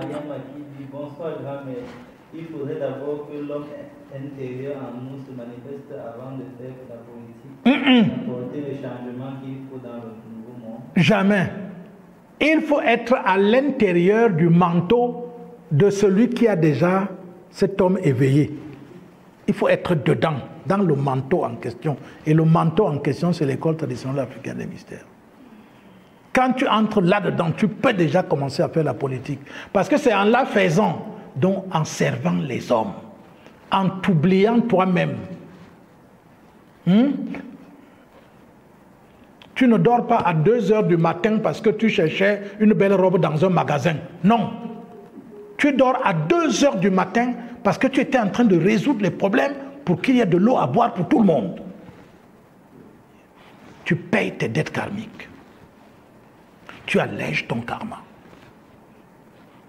La banque universelle de Dieu, tu ne fais que mettre le crédit dedans. Pourquoi les hommes ne le comprennent pas? Plus on sert les hommes, plus on s'allège. Et le champ politique, c'est le champ par excellence. Parce que tous les jours, du matin au soir, tu ne penses que les problèmes d'intérêt général. Oui, c'est ça, c'est ça.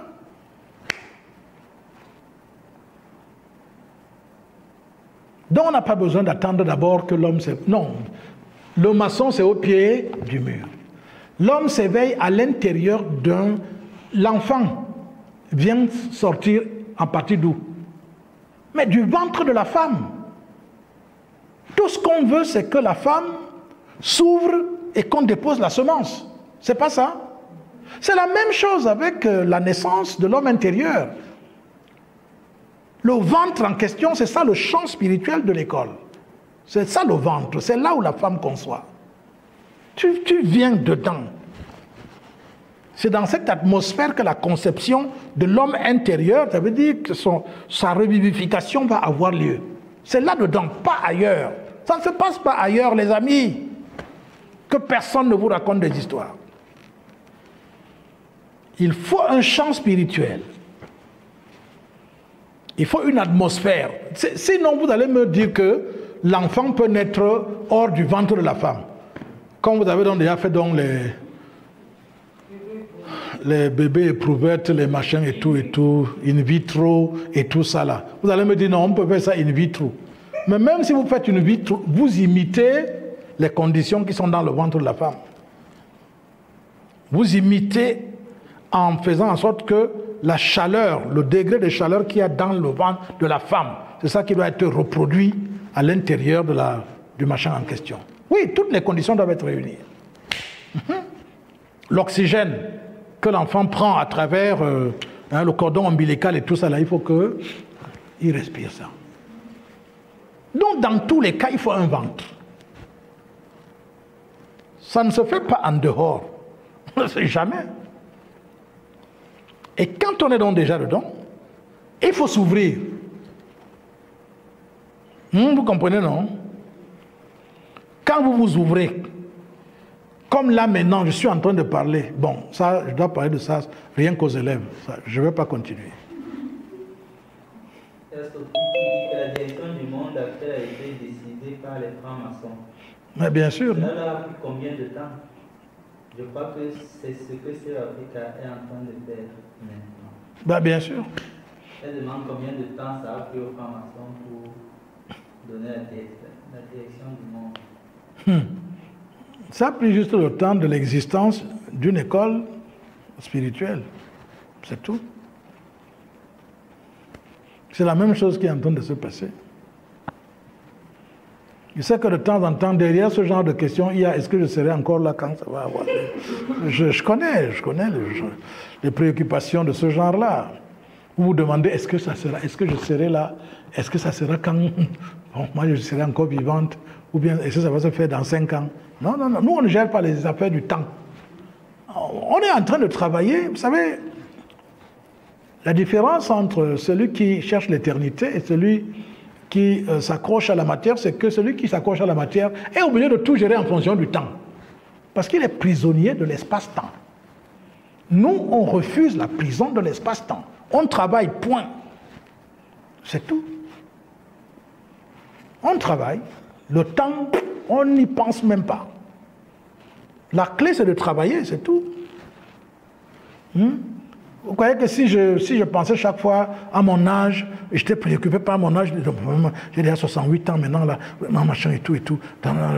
Non, rien que ça te décourage même. Tu commences à dire que ça ne sert même pas à rien et tout. Non, non, tu dois travailler.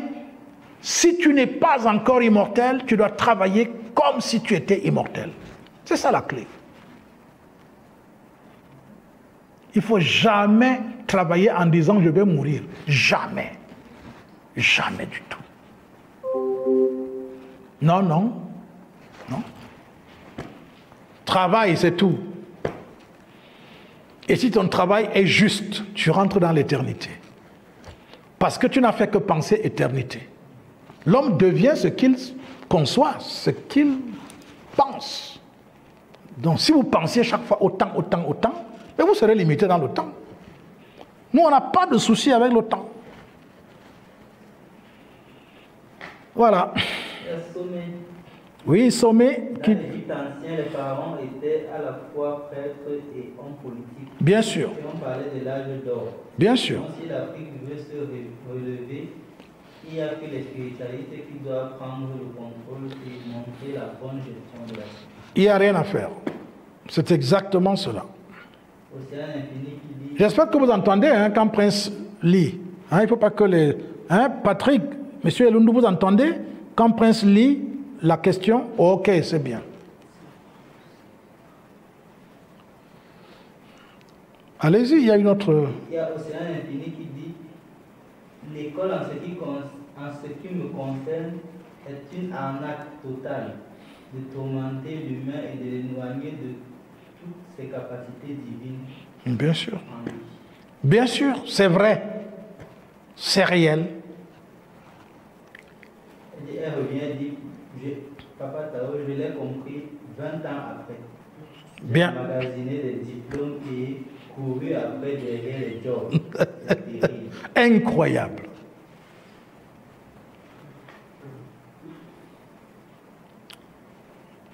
Imaginez-vous 21 ans, c'est-à-dire 21 ans. Tu termines alors et tu commences à chercher le travail. Mais vous trouvez que c'est normal? Allez, après tu cherches le travail. Tu as déjà presque 30 ans. Mais après, maintenant, tu commences à chercher le travail. Donc, toute l'école, là, c'est pour chercher le travail. C'est pas vrai. Comment on a pu faire ça? C'est ce que nous voulons changer. Je vous dis, je vous donne quelques années. Vous allez voir vous-même. Ça vient avec une force incroyable. Hein. Ce n'est pas seulement... Non, non. Ne prenez pas ça comme ça. Il y a toute une armée qui est derrière. Oui, oui. Khalid, tu voulais dire quelque chose? Vas-y, tu peux parler. Hein. Ok. Elle dit, grand-mère, comment faire donc pour sauver ces millions d'enfants qui continuent à adhérer aux écoles qui plutôt les abrutissent? Il faut prendre la décision politique. Il faut être là où on décide politiquement. C'est tout. Mais nous avons réfléchi, je vous ai dit que nous avons réfléchi pendant des années. Mais nous avions d'abord la nécessité, en attendant, il fallait d'abord mettre en place l'école. Il fallait que Save Africa commence à fonctionner. Il fallait qu'on voit si les hommes, s'il y a des hommes. C'est pour cela qu'on parle, pour que s'il y a des gens sensibles, qu'ils puissent nous retrouver. Mais on ne fait pas du prosélytisme. Mais nous parlons ce que nous disons. Parfois c'est difficile à faire, mais nous prenons le risque de le dire. Et donc de déplaire même aux gens. Il y en a quand ils nous entendent, ils disent que rien que parce que vraiment les gens là, ils ne mangent pas la viande, rien que ça les éloigne de nous. Elle dit que je n'enverrai jamais mes enfants à cette école car cela c'est juste nous emprisonner. Bah, c'est ça. C'est ce que j'ai fait dès que j'ai pris conscience, là, quand j'ai été capable de décider moi-même que mes enfants peuvent aller à l'école ou pas. J'ai décidé qu'ils n'iront plus. C'était fini. Jusqu'à nos jours. Mais oui, ça a valu et le divorce et tout, mais ça ne fait rien. Je ne regrette pas ça. J'ai plus d'enfants maintenant que si j'étais resté à vouloir conserver rien que les enfants en question. Qui perd gagne. Tu ne peux pas. Comment tu vas gagner si tu ne perds pas? J'ai perdu ceux qui voulaient à tout prix que mes enfants fassent l'école. Je les ai perdus. Mais j'ai gagné ceux qui ont accepté que leurs enfants ne fassent pas l'école en question. Mais c'est ça la loi de compensation. Donc moi je vous encourage, c'est une école, je vous dis encore une fois, c'est le gagne-pain qu'on va chercher là-bas. C'est le gagne-pain. Nous allons prendre les choses en main et on va mettre en place la vraie école. On va la mettre. Je suis en train de vous dire. Vous avez tout ce que je dis aujourd'hui, ça vous réécouterez ça dans quelques années. C'est à ce moment-là que vous allez dire, mais Titon, c'est pas possible. Et dit comme ça, et ça se passe. C'est là où vous allez rester dire, non, vraiment, le gars là était, non, c'était un dieu. C'est après, hein. Pour l'instant là, non, laissez ça. Laissez l'affaire de Dieu là. C'est-à-dire que ce qu'on est en train de vous dire, c'est que la vraie école, on va la mettre en place. C'est une... Si vous n'avez pas la décision politique, vous allez faire quoi? Et il faut que vous soyez convaincants. Et il faut que vous ayez des modèles, des exemples. Moi, je vais confronter maintenant, dans l'avenir, Prince avec les enfants qui ont son âge. Je vais dire, bon, lui n'a pas fait votre école là, toi tu as fait notre école là, donc venez. Tu sais faire quoi? Je te pose rien que la question, qu'est-ce que tu sais faire? Tu commences à dire, j'ai le doctorat. J'ai la licence en géographie. Wonderful this. Qu'est-ce que c'est pas possible. Je connais les fleuves de la France, de l'Allemagne, je connais le Danube, le Vésuve, le Rhin, hein, les machins. C'est pas possible. Non, l'école est initiatique, essentiellement initiatique. Et ils ont gardé les bribes de ça en mettant une classe qu'on appelle le cours d'initiation. C'est par là que l'école commence. Cours d'initiation. Initiation à quoi? Alors, à la lecture, à l'écriture, aux mathématiques, à la géographie. C'est ça l'initiation. Non! Non! À la limite, la vraie école, il n'y a aucun maître devant les élèves. Dans la vraie école. Aucun. Bon, je ne veux pas encore aller trop vite. Comme les gens aiment copier, vous allez aller mal copier ça. Oui, Kali, vas-y. Tu peux t'approcher un peu pour que ça sorte assez. Ce que je voulais dire, c'était par rapport encore à l'école, qu'il me semble que le plus grave dans l'école n'est pas spécialement ce qu'on apprend à l'école, c'est que justement ce qu'on nous empêche d'apprendre. Très bien. C'est-à-dire qu'on va passer toute la journée, du matin jusqu'au soir, à ne rien faire d'utile, et donc on n'apprend rien. En fait, l'école de la vie même elle ne se passe plus en fait. Donc on ne peut pas se brûler, savoir que le feu brûle. Non. On ne peut pas goûter quelque chose d'amer, savoir que c'est amer. Il y a des choses basiques. En fait, le but même de l'existence, rien que sur le plan matériel là, n'est pas accompli. Non. Puisqu'on est enfermé quelque part, et puis ben, il n'y a plus rien qui se passe. Vous êtes dans un mur. Là, voilà. C'est ça. On empêche même plus aux enfants, puisque maintenant l'école c'est jusqu'à... On empêche aux êtres humains d'être humains. Voilà. Voilà la conclusion. C'est-à-dire qu'on empêche aux êtres humains d'être humains. Parce qu'ils perdent leur humanité. C'est vraiment dommage. Et donc ça c'est quelque chose qui doit se débattre maintenant sur le plan politique. Et nous on va être dans les médias. On va expliquer aux populations comment ça se passe. Oui, et la vérité, le peuple comprend. Hein? Il faut juste causer avec les gens. Leur démontrer que les enfants qu'on vous arrache là étant au village, pour qu'ils commencent un parcours de l'école primaire jusqu'à l'université, vous ne vous verrez plus jamais, c'est fini. C'est fini, hein? Vous restez maintenant rien qu'avec Android.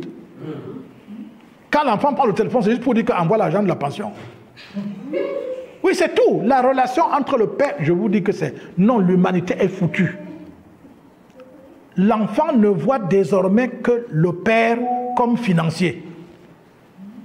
Vous vous rendez compte de ce qu'on a pu faire? On a tué l'amour filial. Tué infini. Le père, c'est le pourvoyeur de fonds pour aller à l'école, pour acheter les habits. Mais ce n'est pas ça, mon vieux, un père. Oh là là là là là là. Regardez jusqu'où on est arrivé. Un enfant devait... C'est-à-dire que quand il voit son père, il ne regarde pas s'il a apporté un cadeau ou quoi que ce soit. Mais il est tellement heureux de voir son père. Il se jette dans les bras. Point. Il se sent en sécurité. Il se sent bien et tout. Mais regardez comment l'atmosphère pestilentielle que l'humanité a fabriquée. Le père, oh là là, c'est un emmerdeur. Un emmerdeur, point.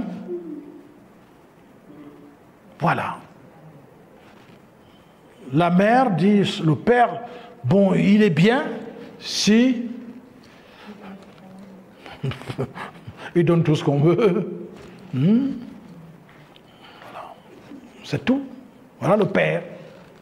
Ce n'est même plus un être humain, c'est déjà un robot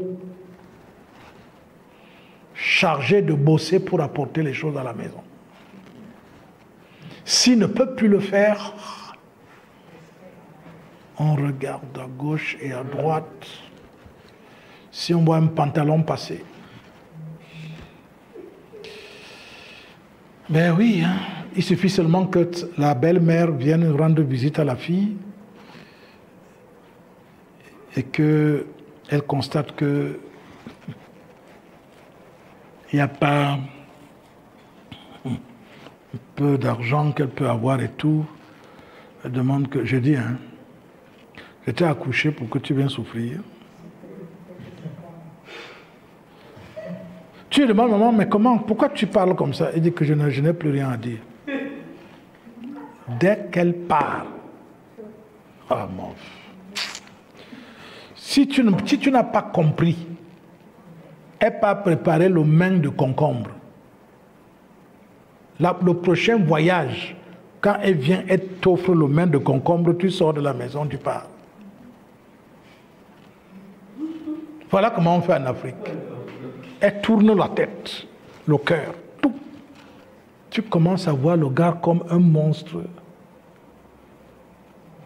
Et dès que tu vas dire, maman, vraiment, moi j'ai envie de partir. Dis que tu pars encore, pourquoi? Reste là-bas, non? C'est fini. Le mariage est fini.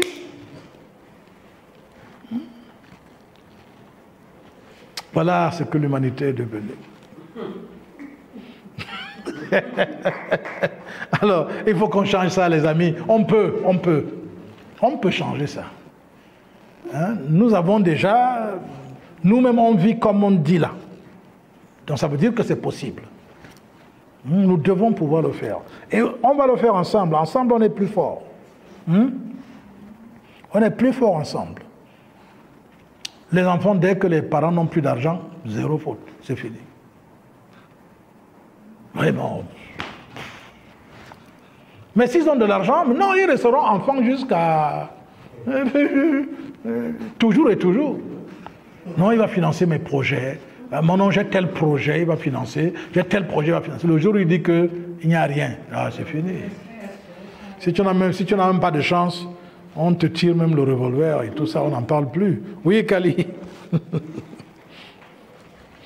Donc, d'après ce que je comprends de l'émission d'aujourd'hui, c'est que l'enjeu maintenant est de faire comprendre aux personnes qui ont des aspirations sur le plan politique, les gens qui sentent que voilà, c'est en eux qui peuvent diriger, de leur faire comprendre que tout ça fait partie de la spiritualité. Absolument. Pour pouvoir gérer et guider les gens, il faut se relier à la divinité. Et être conduit par l'esprit, voilà, par la divinité. Et maintenant, il faut aussi que ceux qui sont justement sur la quête et sur le chemin de la spiritualité, il ne faut pas qu'ils mettent à côté ou à l'écart la politique, puisque c'est la même chose. La spiritualité qu'ils pratiquent, la spiritualité qui cherchent à appliquer sur eux-mêmes, c'est ça la politique.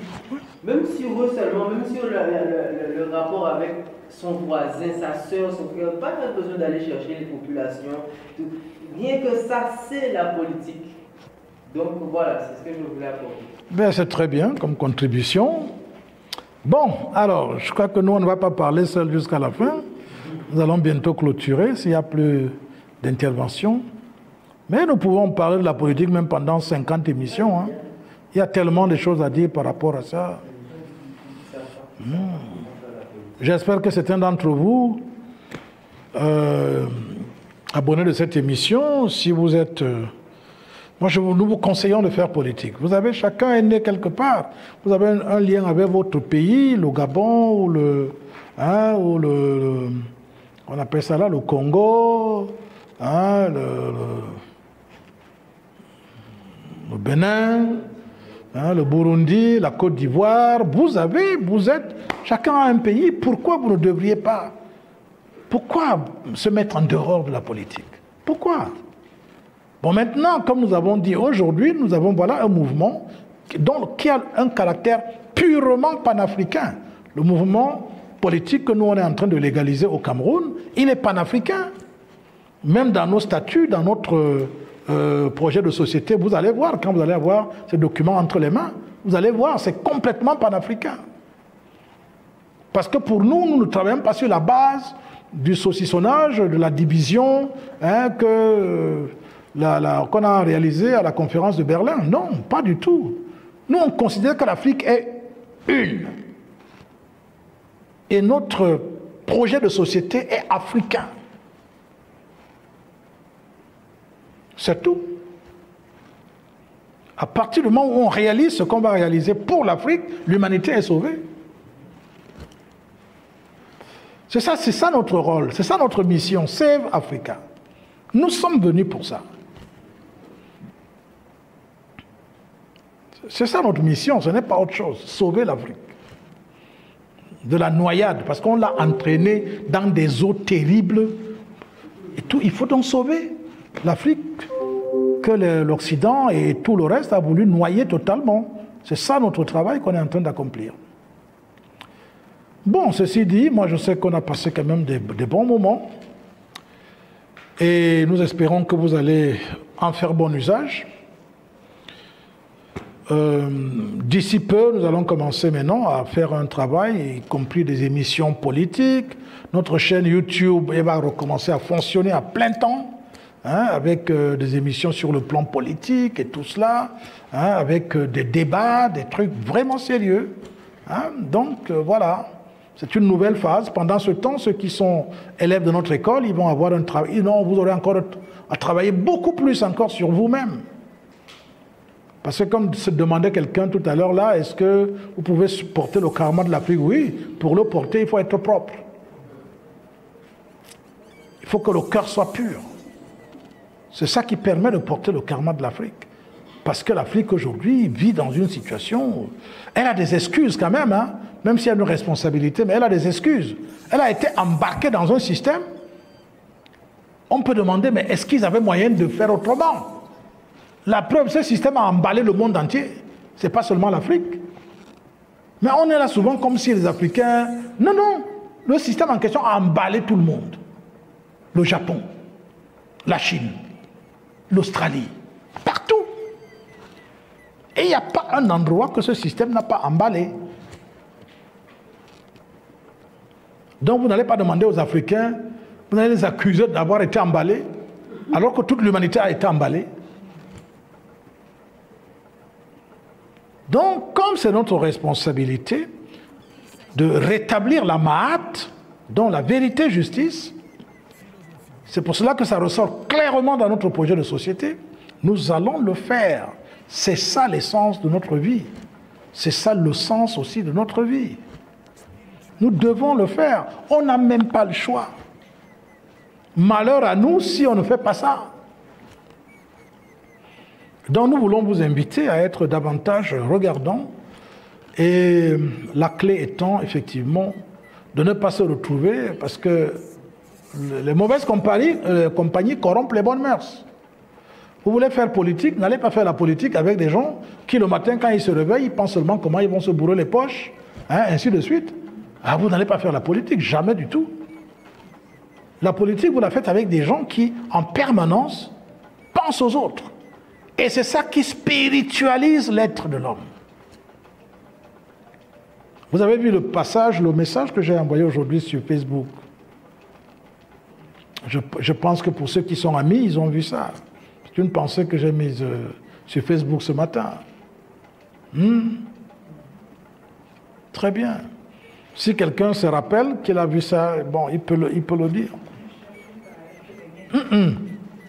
Je croyais que quelqu'un pouvait réagir au loin. Bon, ok, il n'y a personne. Ne cherchez pas à être aimé des hommes, mais cherchez à rendre le maximum de personnes heureuses. Voilà. Voilà ce que vous avez à faire. N'attendez pas qu'on vous aime. Vous serez toujours déçus, puisqu'il n'y a pas d'amour dans le monde. Vous attendez quelque chose qu'il n'y a pas dans le monde. Et il n'y a pas d'amour dans le monde, vous ne voyez pas vous-même. Oui. Donc, ne cherchez pas ça. Cherchez ce qui est éternel. Et quand vous rendez au fur et à mesure les hommes, les personnes heureuses, c'est à ce moment seulement que l'amour divin trouve un canal à travers lequel il va donc se manifester dans toute sa plénitude. Et ainsi, vous recevez et la sagesse, et la force, et la puissance, et tout. Vous rajeunissez. Parce que vous passez rien que le temps à servir, donc à accomplir la loi, la volonté divine. N'attendez pas d'être aimé. Pourquoi vous vous êtes trompé? Qui vous a trompé? Si vous vous attendez d'être aimé, dans ce monde-ci, vous serez déçus. Je vous dis toujours, vous serez déçus.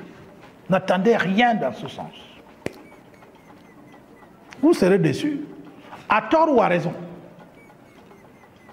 C'est-à-dire, ce n'est pas que vous serez déçus parce que vous avez raison ou bien... Non, à tort ou à raison. Vous allez être déçus. Parce que personne ne vous donnera ça. Il n'y aura que compromis et compromission. Arrangement, convention et tout.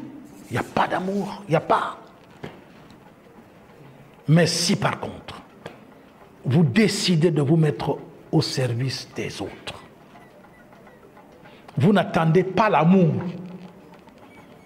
Parce qu'en fait, on se décourage dans le service à l'humanité, à l'autre, parce qu'on attend le retour de ce qu'on appelle amour. Et tu commences à aimer, à servir quelqu'un tout le temps, tout le temps, tout le temps. Après, tu regardes son comportement vis-à-vis de toi.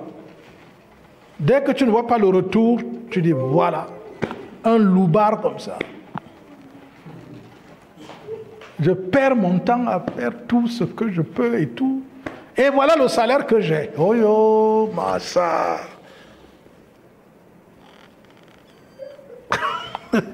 Mais parce que vous attendez ce qu'il n'y a pas. Et ce qu'il y a alors, celui qui t'aime, tu ne sauras même jamais qui t'aime. Puisque tes yeux regardent l'horizontale. Oh, c'est compliqué, hein. Les yeux regardent la chair. Tu ne peux pas voir. Tant que tu es dans la chair, tu ne peux pas reconnaître l'amour. Bien, merci. On a beaucoup causé. Merci beaucoup d'avoir été là. On va se retrouver mercredi prochain encore. Cette fois-là, ça sera sûrement à partir du village.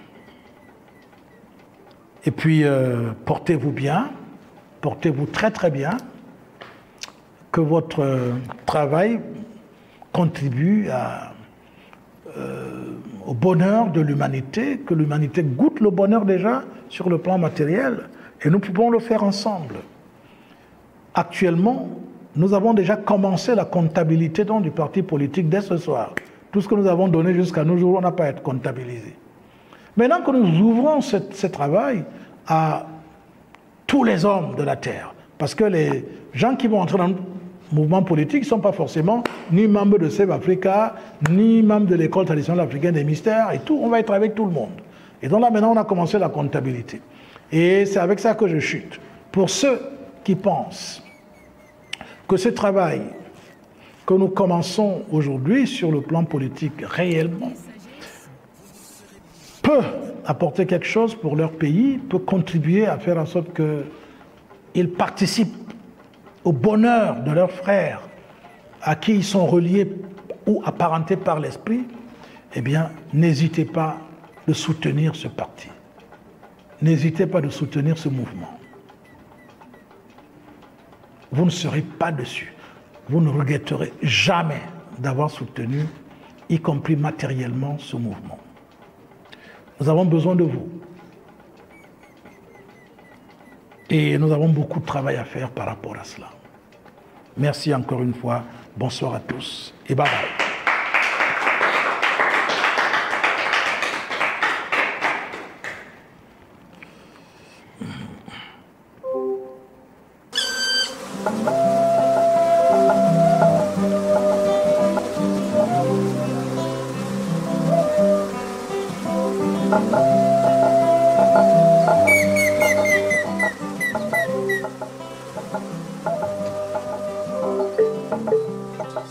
L'esprit jaillit de Cameroun. La sagesse apparaît. Le monde se transforme. La justice s'impose. Et l'amour rayonne sur toute la terre.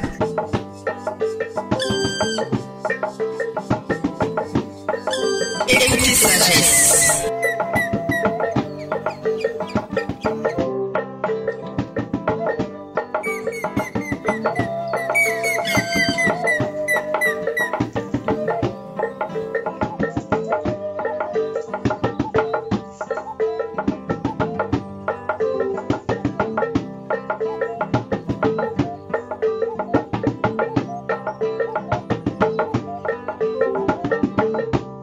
Écoutez sagesse. Philosophie.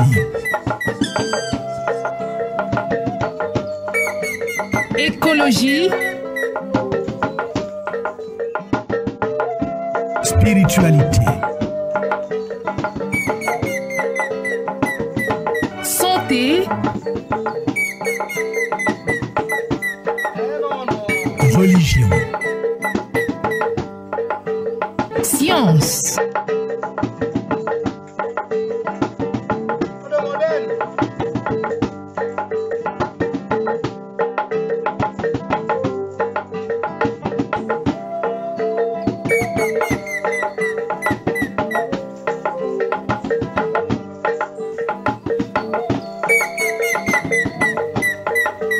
Écoutez sagesse. Vous ne serez plus jamais le même.